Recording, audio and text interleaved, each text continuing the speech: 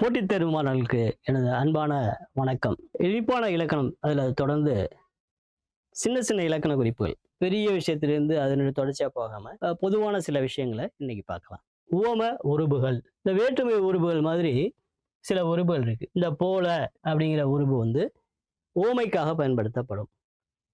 அது நிறைய வெவ்வேறு வடிவங்கள்ல வருது. சில உருபுகள் போல அல்லது போன்ற எனும் பொருளில் உவமையை வெளிப்படுத்துவதற்காக பயன்படுகின்றன. அந்த உருபுகள் நிறைய இருக்கு. இங்கே கொஞ்சம் முக்கியமான உருபுகளை தேர்ந்தெடுத்து கொடுத்துருக்கோம். போல, புறைய, ஒப்ப, உரள, மான எல்லாமே உவமைக்காக சொல்லப்படுது. அது போல இது, அதுக்கு நிகரானது, அதுக்கு நேரானது அப்படின்னு சொல்லும்போது அது உவமைக்காக பயன்படுத்துகிற உருபா இருக்கிறதுனால அது பெயர் உருபு. ஓம உருபுகள். இப்போ அது வார்த்தையில் வரும்போது பாருங்க, மயில் அன்ன அழகி, மயில் அன்ன, அன்னங்கிறது இங்கே கொடுத்துருவோம் இல்லையா?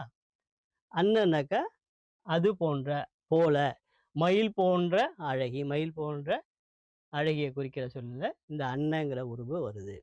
அப்ப அந்த உருபு ஓம உருபு. மாந்தளிர் புறைய மேனி அப்படின்னா என்ன? மாந்தளிர் மாதிரி, மாந்தளிர் போன்ற மேனி, அது போலங்கிற அர்த்தத்தை இந்த புறையங்கிறது கொடுக்குது. இப்படி போலங்கிற ஓமைக்காக பயன்படுகின்ற உருபுகள் எல்லாம் ஓம உருபுகள். அதில் ஒன்றும் பெருசாக சொல்ல வேண்டிய விஷயம் அதுக்கு மேலே இல்லை. அடுத்து பாருங்க, விகாரம். சில செய்யுளில் பார்த்தீங்கன்னா ஏன்டா இப்படிலாம் எழுதியிருக்காங்கன்னு தோணும். அது வந்து ஷேக்ஸ்பியர்ல எல்லாம் கூட சொல்லுவாங்க, அது ஷேக்ஸ்பியர் பியூட்டி அப்படின்னு. அதே மாதிரி இந்த வள்ளுவரும் சில பேட்டியெல்லாம் செய்திருக்காரு. சில இலக்கண ஆண்டோர் சான்றோர்லாம் அதே மாதிரி சில எழுத்துக்களை மாற்றி எழுதியிருக்காங்க. அது ஏற்கப்பட்ட ஒன்றாக இருக்கிறது. அது அந்நில இலக்கண ரீதியாகவும் சில விகாரங்கள் உண்டு. செய்யுளில் உள்ள சொற்களில் புதிய எழுத்து தோன்றுவதும், ஒரு வார்த்தை இருக்குன்னா அதுல புதுசா ஒரு எழுத்து தோன்றும். எப்படின்னு பார்க்கலாம். அது அந்நில ஒரு எழுத்து வேறொரு எழுத்தாக மாறிடும். இப்போ பிரித்து எழுதுக, சேர்த்து எழுதுகலாம் பார்க்கும்போது ஒரு எழுத்தோட இன்னொரு எழுத்து இப்போ சேரும்போது ஒரு எழுத்து இன்னொரு வடிவமாக மாறிடும் அல்லது அழிந்து போயிடும். ஆக செயலில் உள்ள சொற்களில் புதிய எழுத்து தோன்றுவதும், ஓர் எழுத்து உருவாவதும், ஒரு எழுத்து மறைவதும் உண்டு. இதுக்கு பேரு விகாரம். அந்த சொல் இயல்பு நிலையிலேருந்து விகாரம் ஆயிடுது. அதனால விகாரம். இப்போ வழித்தல் விகாரம் பாருங்க. வழி அப்படின்னாலே நமக்கு நினைப்பு என்ன வந்துடணும், இலக்கணத்தை பொறுத்த வரைக்கும் வழி மிகுதல் அப்படின்னு சொல்லும்போது அந்த புள்ளி எழுத்தான மெய்யெழுத்து மிகுத்து வருவது, அடுத்தடுத்து 2 வார்த்தைகளுக்கு இடையில வர்றது, சந்திப்பிழையில வரும். அது தனியா படிக்க போறோம். இப்ப அந்த எழுத்து அது எப்படி விகாரமாக மாறுகிறது? ஆக வல்லின எழுத்து மாறி வந்தா அதுக்கு பேரு வழித்தல் விகாரம். மெல்லின எழுத்து வந்து வல்லினமாக மாறுவதுதான் வழித்தல் விகாரம். எடுத்துக்காட்டு, இப்ப சிலப்பதிகாரம். அதை பிரிச்சு பொருள் சொன்னா சிலம்பு பிளஸ் அதிகாரம்.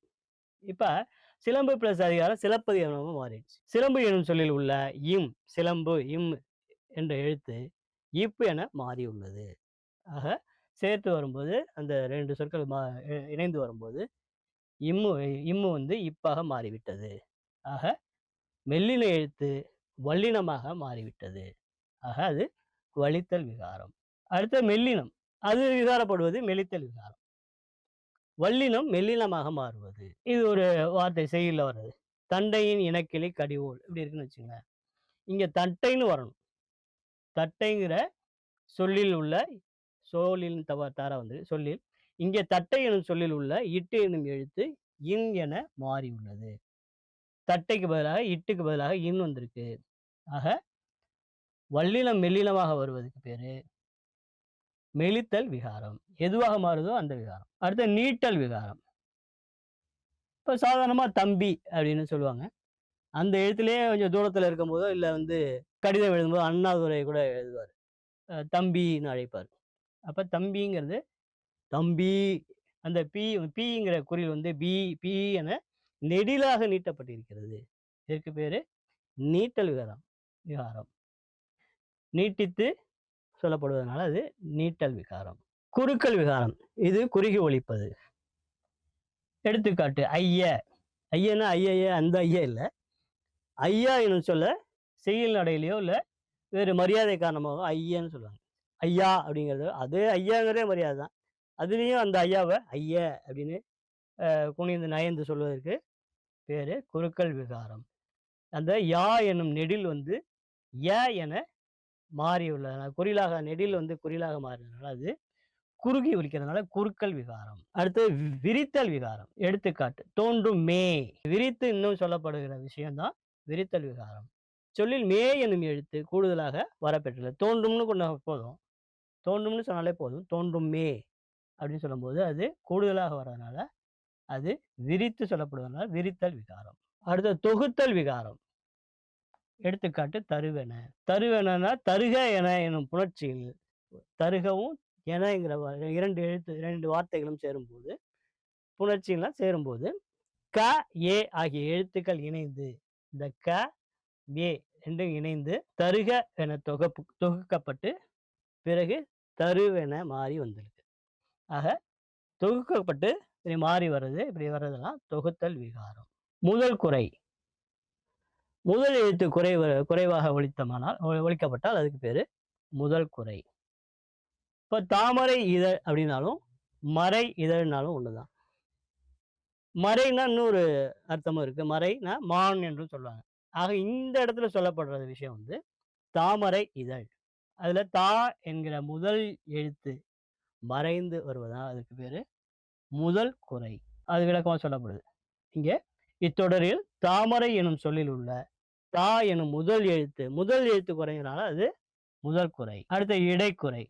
ஒரு சொல்லுல வந்து இடையில உள்ள எழுத்து குறைந்து போனால் அதுக்கு பேரு இடைக்குறை. எனும்ங்கிற ஒரு சொல்லுக்குறை. எனும்னா எண்ணும்னாலும் ஒண்ணுதான். எண்ணும் என்கிற வார்த்தையில் உள்ள இடையில் உள்ள இன் மறைந்து எனும். ஆக நடுவுல உள்ள எழுத்து, இடையில உள்ள எழுத்து மறைந்து வருமேயானால், குறைந்து வருமேயானால் அது இடைக்குறை. அதுபோல கடைசியில உள்ள எழுத்து குறைந்து போனால் அது கடைக்குறை. நீள் கலந்த வான். நீளம் கலந்த வான் அப்படிங்கிற சொல்லுல இம் மறைஞ்சிடுச்சு. அதுல மறைந்து போனதுனால இன்னும் வந்து நீளம்ங்கிற ல இல்லாம இல்லுன்னு வந்திருக்கு. ஆக நீளம்ங்கிற சொல்லுல வந்து இம் என்ற எழுத்து குறைந்து போனாலும் அது கடைக்குறை என அழைக்கப்படுகிறது. மாணவர்களே, இன்று சின்ன சின்ன விஷயங்கள், குட்டி குட்டி விஷயங்கள பார்த்தோம். அடுத்த வகுப்புல வேற ஒரு தலைப்புல உங்களை சந்திக்கிறேன். நன்றி, வணக்கம்.